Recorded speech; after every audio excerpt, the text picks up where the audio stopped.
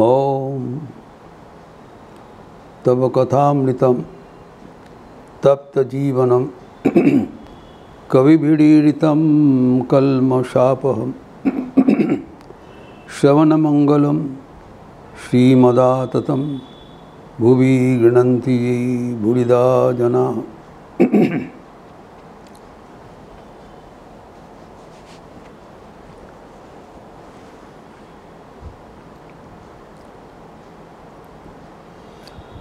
मन को कैसे नियंत्रित किया जाए, उसी का चर्चा हो रहा था। मन को नियंत्रण करना इसलिए ज़रूरी कि अगर मन नियंत्रित हो जाए तो बंधुभावापन्न होगा, हमें मदद करेंगे, हमारा वश में रहेगा। अगर हम मन का नियंत्रण में चले जाए तो मन हमें नुकसान पहुंचा सकते हैं। आत्मैव ह्यात्मनो बंधु आत्मैव विभुरात्मनः। मन ही कभी कभी हमारा बंधु बनता है, कभी शत्रु बनता है। जब हमारा नियंत्रित हमारा अंडर में रहेगा बंधु बनेगा, अंडर में नहीं रहेगा शत्रु बनेगा। वो हम देखे हैं कि मन को नियंत्रण करने का नाना प्रकार का कृत्रिम उपाय है। There are various alternative ways to keep the mind under control.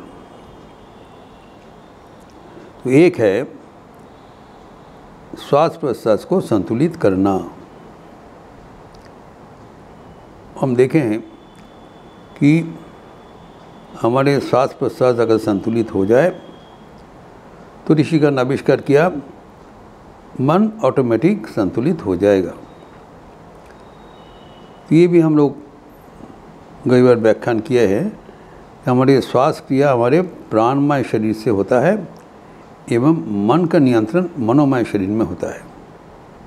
तो स्थूल शरीर के भीतर प्राणमय शरीर, उसके पीछे है मनोमय शरीर।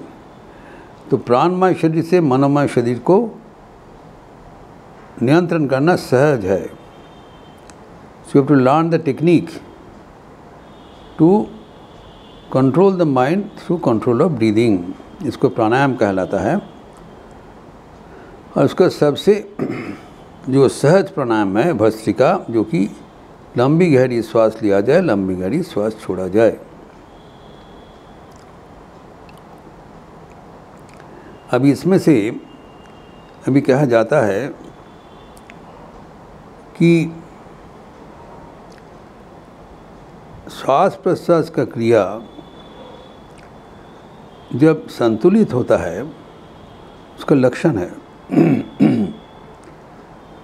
हमारे दोनों नासा से एक साथ श्वास प्रश्वास क्रिया चलते रहेंगे। ये अद्भुत है। ये हम लोग व्याख्यान किए हैं कि हमारे नासिका में जो दो छिद्र है, 2 नॉस्ट्रिल्स, एक साथ कर्मरत नहीं है। या वो दक्षिण नासा से श्वास प्रश्वास दोनों ही लेते हैं या बायां नासा से लेते हैं। कभी कभी दोनों नासा से ही चलता है। ये हमारे विचित्र शारीरिक नियम है। इस बायोलॉजिकल लॉ हमने बताया।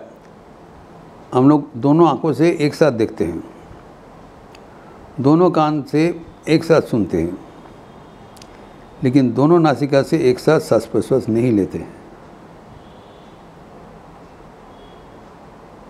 तो दिन में ज़्यादातर जब मन सक्रिय रहता है हम लोग दक्षिण नासा से श्वास प्रश्वास दोनों ही लेते हैं। आज जब रात में मन निष्क्रिय हो जाता है, नींद में चला जाता है, तब भी श्वास प्रश्वास क्या चलते रहते हैं।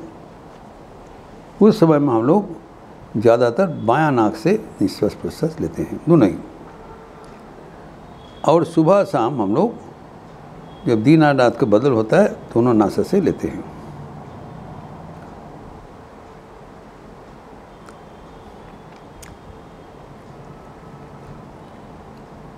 तो क्यों ऐसे होता है? इसका उत्तर है, हमारे जो मन है उसको समझना चाहिए। मन को नियंत्रण करना है ना, तो मन का जो उपादान है हमें भली भांति समझ लेना चाहिए। We are trying to control the mind, so we must know the constituent of the mind. मन का 3 उपादान है, त्रिगुणात्मिका, सत्व, रजस, तमस। सत्व है मन का संतुलित भाव, रज है मन का चंचलता, तम है मन का निष्क्रियता। तीनों का समष्टि के नाम ही मन है। तो कभी कभी ये सक्रिय रहेंगे जब रज भाव प्रबल होगा, जब तम भाव प्रबल होगा तब निष्क्रिय रहेंगे, और जब सात्विक भाव प्रबल होगा तब ये संतुलित रहेगा।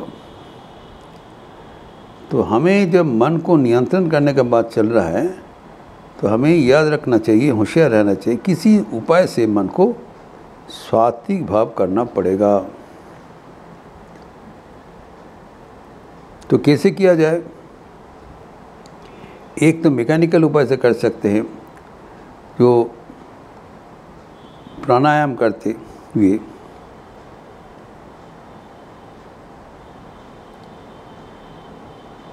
जो निश्वास लेते हुए निश्वास छोड़ते हुए नाना प्रकार का जो मिश्रण है, पूरक, रेचक, कुंभक इत्यादि का माध्यम से श्वास प्रश्वास किया संतुलित किया जाता है। लेकिन ये जो ब्रीदिंग एक्सरसाइज है ये खतरनाक है। अगर कोई कॉम्पिटेंट टीचर, जो आचार्य है, जो जानते हैं, इसके अधीन में रहते हुए इसके साथ ये सब ना किया जाए, मगर इसके साथ संतुलित खान पान ये सब अगर जीवन का शैली ना हो तो दिमाग खराब होने का संभावना है। इसलिए प्राणायाम करने का बात नहीं किया जा रहा है। खाली जानकारी के लिए कहा जा रहा है कि श्वास प्रश्वास संतुलित होना चाहिए। संतुलित होने से तब मन सात्विक भावापन्न होगा एवं वह मन को नियंत्रण करना सहज होगा। ये मूल बात है। तो मन का जो 3 उपादान है, कभी कभी वो रज प्रधान होगा, कभी सत्व प्रधान होगा, कभी तम प्रधान होगा। तो साधारणतः दिन में हमारा मन रज प्रधान होता है। उस समय हम लोग कर्मचंचल रहते हैं, नाना प्रकार का कर्म में फंसे रहते हैं। We usually work during the day time.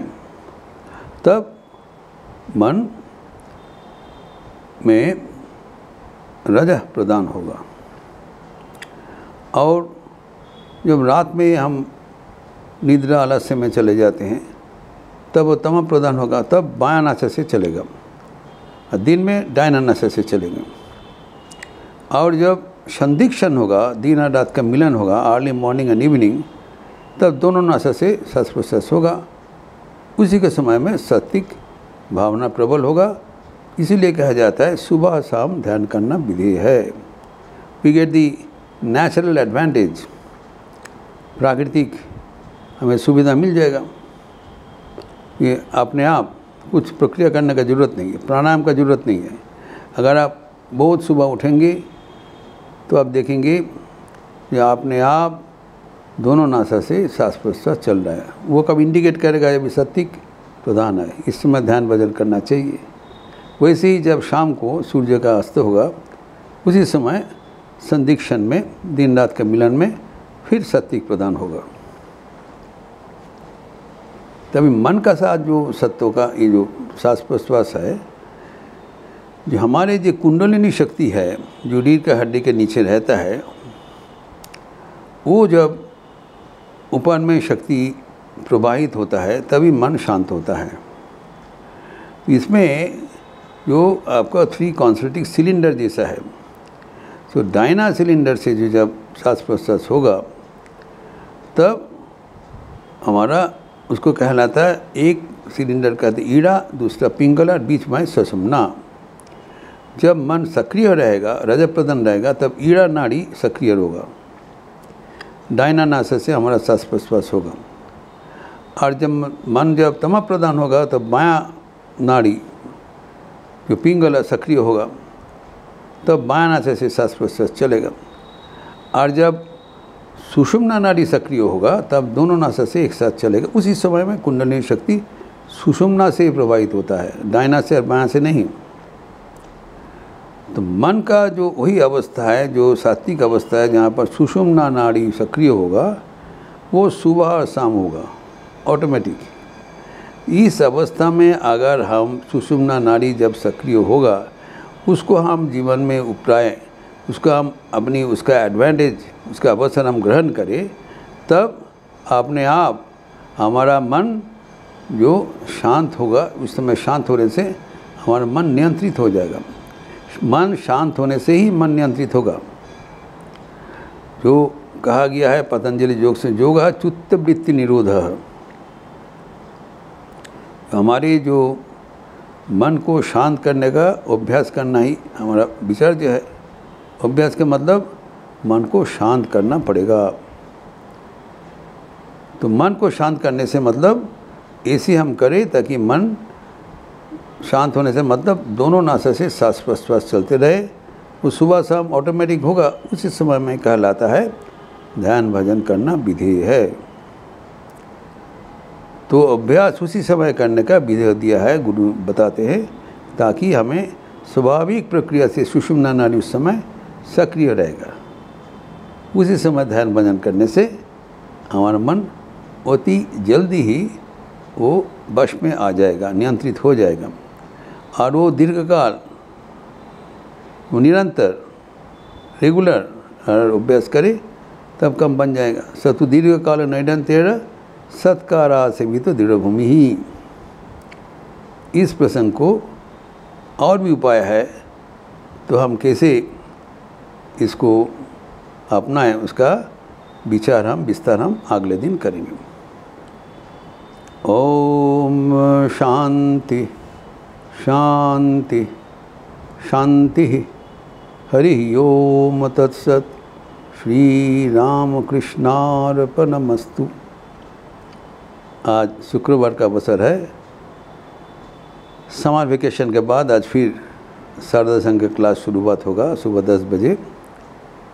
माँ की मधुस्मृतियाँ एवं शाम को आरती के बाद पतंजलि योग सूत्र का क्लास फिर होगा। और आज एक विशेष तिथि है, वह है 4 जुलाई। हम जानते हैं आज के दिन स्वामी विवेकानंद का महानिर्वाण हुआ था। हम लोग मृत्यु वार्षिकी नहीं मनाते हैं, लेकिन ये स्वामी जी का मृत्यु वार्षिकी नहीं है। स्वामी जी का, स्वामी विवेकानंद का पुनर्जीवन लाभ हुआ था। तो उन्होंने जो